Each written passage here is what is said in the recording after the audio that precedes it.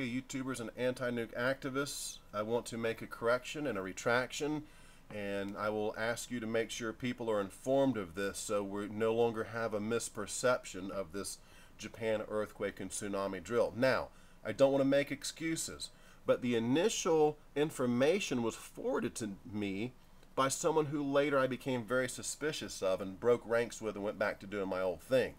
So, and I've written about this extensively, how they try to put people close to you, controlled opposition agents, give you some good information over time, and then they'll either slip you some bunk or they'll flake out and try to discredit you, and it's very clever, very clever. Now, that being said, ultimately the fault lies on me. A troll's going to be a troll and a shill's going to be a shill. It's my duty to confirm or deny. So I see on this particular instance the fault lies entirely with me. Okay, so I do apologize for that.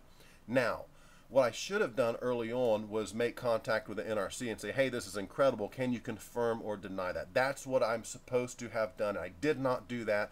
Again, so I take complete responsibility for it. Now, that being said, let me pull up this document. And if you read through this 1132 page beauty from the NRC, you will clearly see that the Japan earthquake and tsunami drill is no drill at all.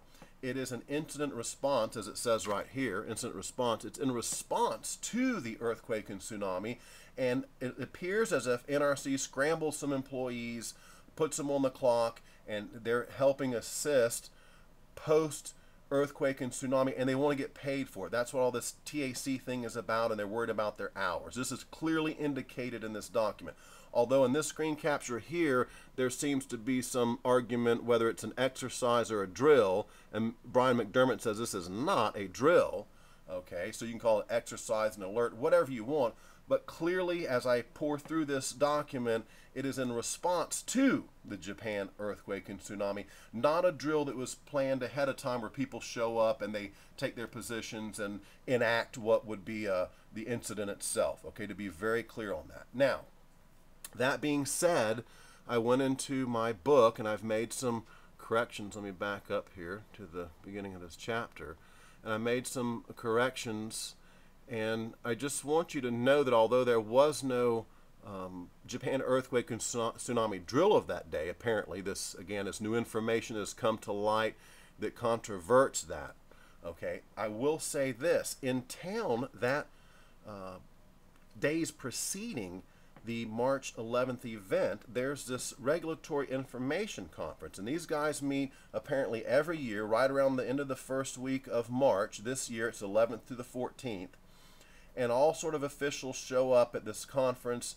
In this particular instance, the JNES, the Japanese equivalent of the NRC, and the Japanese the stakeholders, the licensees, the power plant operators, have sent a lot of their seismic specialists over here to the States.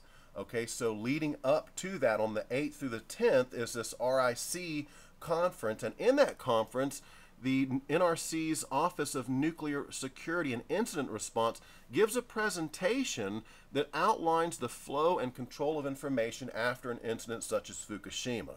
So in this presentation that went down on the 10th, one day preceding the earthquake and tsunami in Japan, this guy is outlining how all these agencies and authorities control the information, how the flow of information operates after an incident. So I thought that was rather interesting. Now, furthermore, Elliot Brenner does not want people, here's the cover page to this in the FOIA documents. This would have been the guy's presentation, is what I'm taking this to be, that went down at the 10th. Jason Kozal would have given a presentation on NRC incident response. And in that he outlines all these agencies that come together and who's in control and how the information flows, and NARAC's involved, and DHS and FEMA and all these sort of things. And interestingly enough, the same ones involved in the cover-up, okay, are involved and pointed out in this presentation. Now you're looking at a screen capture here where Elliot Brenner, head of OPA, on March 11th, Friday, March 11th, 11:15 a.m., he's asking, how did Platts reporters find out that Japanese quote-unquote utility execs were at headquarters responding to the quake? So the day this went down, at their building, at their communications facility in Rockville, Maryland, the NRC headquarters, there's a bunch of Japanese utility execs there responding to the quake. Now, this is not indicative of a drill per se, but if nothing else, what this does show me is that two things. Number one, all these players were in position and nearby, left over from this RIC. If you wanted to have people to call upon as this event went down to put in your positions to control information for your conspiracy, they were there, they were available, they were likely just a phone call away. They hadn't even left town yet. So that was interesting as well. And number two, I should say that the NRC and Elliot Brenner, these people can't say they didn't have good information early on.